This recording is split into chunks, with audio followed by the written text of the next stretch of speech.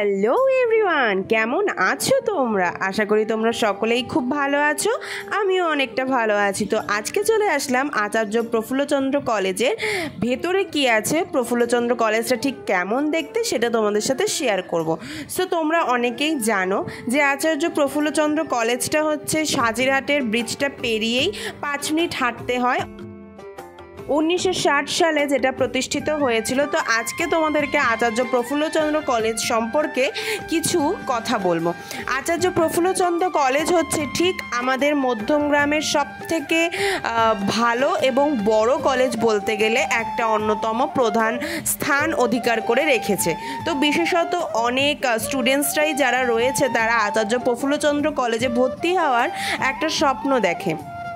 তো বিশেষত আচার্য প্রফুল্লচন্দ্র কলেজে তোমরা ভেতর ঠিক এরমভাবে ঢুকে গেলে ঠিক এই জিনিসগুলোই কিন্তু দেখতে পাবে। তো তারপরে পুরো মেন বিল্ডিং থেকে কিন্তু অন্যান্য পুরো বিল্ডিং ঘোরা যায় এবং তোমরা ওই মেন বিল্ডিং থেকে কিন্তু অন্যান্য বিল্ডিংয়েও যেতে পারবে। দুটো বিল্ডিং জয়েন্ট করা রয়েছে একটা পিলারের মাধ্যমে। তো সেই জিনিসগুলোও তোমাদেরকে দেখাবো। আচার্য প্রফুল্লচন্দ্র কলেজের কিন্তু ফর্ম আমিও ফিল আপ করেছিলাম এবং একটা সুসংবাদ বশত আমার কিন্তু সেই কলেজের নামও উঠেছিল। কিন্তু যেই কারণে আমি কলেজটাতে ভর্তি হইনি সেটা আজকে তোমাদের সাথে একটু ভাবলাম চলো শেয়ার করি। বেসিক্যালি আচার্য প্রফুল্লচন্দ্র কলেজটা হচ্ছে প্রচণ্ড কস্টলি, আর মানে ওই কলেজে পড়াশুনো করবার জন্য কিন্তু একটু টাকা বেশি ধার্য করা হয় অন্যান্য কলেজের তুলনায়। অন্যান্য কলেজ মিন্স তোমরা যদি বারাসাত গভর্নমেন্ট কলেজ ধরো তাহলে বারাসাত গভর্নমেন্ট কলেজটা কিন্তু পুরোপুরি গভর্নমেন্ট আন্ডারে পড়ে যাচ্ছে, গভর্নমেন্ট আন্ডারে। তো এপিসি কলেজটাও কিন্তু গভর্নমেন্ট আন্ডারেই পড়ে কিন্তু নিজস্ব না। আর বারাসাত কলেজটা কিন্তু নিজস্ব গভর্নমেন্টের আন্ডারেই রয়েছে, তাই জন্য ওটার কিন্তু ফিস বলো, রেজিস্ট্রেশন ফিস বলো, এভরিথিং ওটার কিন্তু অনেকটা কম, যেটা এপিসি কলেজে অনেকটা। তো এই হচ্ছে এপিসি কলেজের ঠিক এই ভেতর দিয়ে যেতে হয়। ওপরটা ঠিক এরকমই দেখতে লাগে। তোমাদেরকে ঠিক যেমন দেখাচ্ছি এরকম 3টে ডিভিশনে ভাগ করা রয়েছে কলেজটা, মানে 3টে ফ্লোর রয়েছে, অ্যাকচুয়ালি 3টে ফ্লোর রয়েছে কলেজে। তো আমাদের বেসিক্যালি একদম 4th ফ্লোরে অর্থাৎ DJB10-এ আমাদের সিট পড়েছিল। তো একদম লাস্ট ফ্লোরে আমাদের যেতে হয়েছিল। আর এটা হচ্ছে হল রুম। সো এখানে আমাদের সেদিন লাস্ট এক্সাম হয়েছিল। লাস্ট এক্সাম আমাদের ছিল সাইবার সিকিউরিটি, যেটা VAC পেপারে ছিল। তো সেই সিকিউরিটি পরীক্ষাটা দেওয়ার জন্যই আমরা এপিসি কলেজে সমস্ত এক্সামগুলো কিন্তু আমরা এপিসি কলেজেই দিয়েছি। এর আগে ফার্স্ট সেমিস্টারের এক্সাম কিন্তু আমাদের ইস্ট ক্যালকাটা গার্লস কলেজের হয়েছিল। তো সেই কলেজের ভিউজগুলোও কিন্তু আমি তোমাদের সাথে শেয়ার করেছিলাম। তো এবার দেখো এই কলেজের বাইরেটা ঠিক এরকম লাগে। আমাদের তখন পরীক্ষা অলরেডি কমপ্লিট হয়ে গেছে, আমরা বেরিয়েছি। কলেজটা সেদিন আমি ভাবলাম যে পুরোটা কভার করে দেখবো যে কলেজের ভেতরে কি আছে, কারণ এপিসি কলেজের ভেতরে আমি কোনোদিনই যাইনি। এপিসি কলেজ হচ্ছে আমার বাড়ি থেকে ঠিক 15 মিনিটের ডিস্টেন্সে পড়ে। আমি তার মানে 15 মিনিটের ডিস্টেন্স হলেও আমি এপিসি কলেজের ভেতরে কোনো দিনও যাইনি। That is the first time when I saw this college.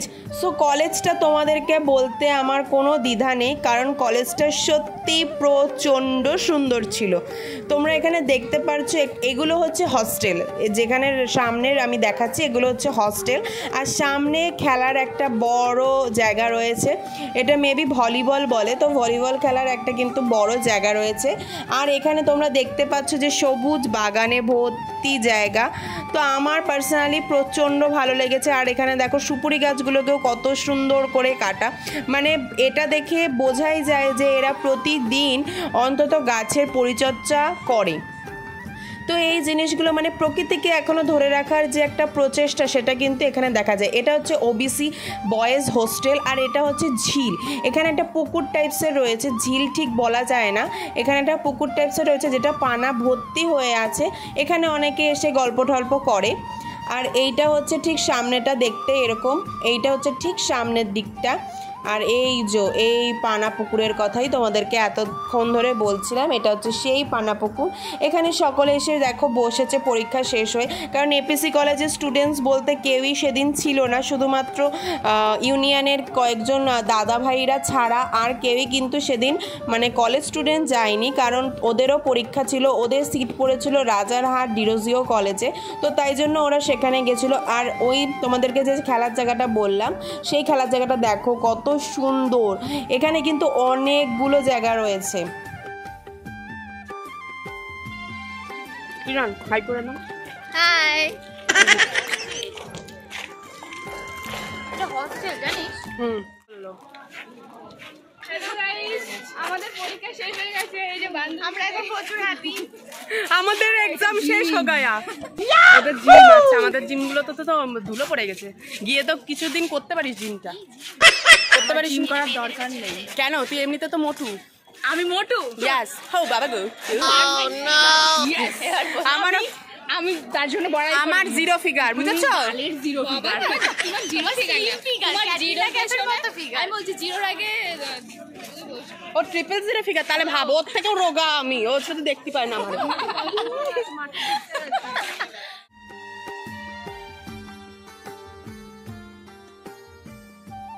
এখানে সত্যি কলেজটার মধ্যে এত সুন্দর প্রাকৃতিক দৃশ্য রয়েছে যেটা বলা বাহুল্য, মানে বলার কোনো স্থানই রাখে না। এখানে সকলে আসলেই সকলের মন এত সুন্দরভাবে পরিপূর্ণ হয়ে যাবে সবুজ গাছপালা দেখে, যে আলাদা করে আর এর কোনো ব্যাখ্যা আমাকে দেওয়ার কোনো প্রয়োজনই বোধ করছি না। তো তোমরা এখানে নিজেরাই স্বচক্ষে দেখতে পারছো কত সুন্দর দৃশ্য। আমি এটা শ্যুট করেছি ধরো 4:30 নাগাদ, আর তখন সবে সূর্যটা ঠিক অস্ত যাবে, সূর্যের সাথেও যেন মেল বন্ধন রয়েছে একটা, এই বন্ধন যেন প্রকৃতি কোনোদিনই ছিন্ন না হয়।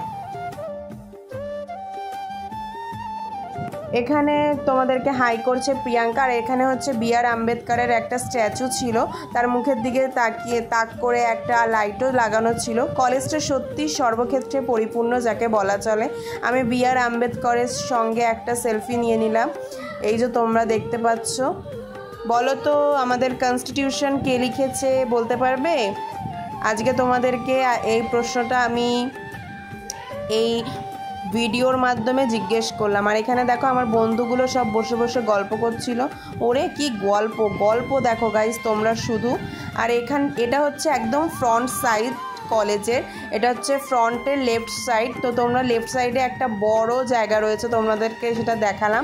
এখানে বেসিক্যালি গার্জিয়ানরা বসে থাকে, মানে এরকম পরীক্ষার সময় গার্জিয়ানরা যদি চায় যে বসে থাকতে, তো তারা এই জায়গাটা ইউজ করতে পারে বসে থাকার জন্য। এখানে চায়ের দোকান বলো, আরও অন্যান্য খাবারের দোকানও কিন্তু রয়েছে, তো তাদের খিদে পেলে তারা সেখান থেকে খাবারও খেতে পারে। আর এখানে ডিজিটাল ক্লকও রয়েছে, এটা হচ্ছে অঞ্জলি।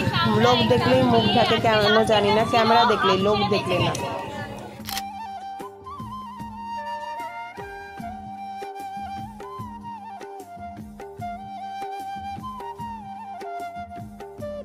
তো এখানে আমি বেসিক্যালি এপিসি কলেজটাকে পুরো কভার করার একটা ছোট্ট প্রচেষ্টা করেছি, কিন্তু আমি যেহেতু এই কলেজের স্টুডেন্টস নই সেহেতু ম্যামেদের সাথে সাক্ষাৎকার নিতে পারিনি। নেক্সট ভিডিওতে মেবি আই উইল ট্রাই।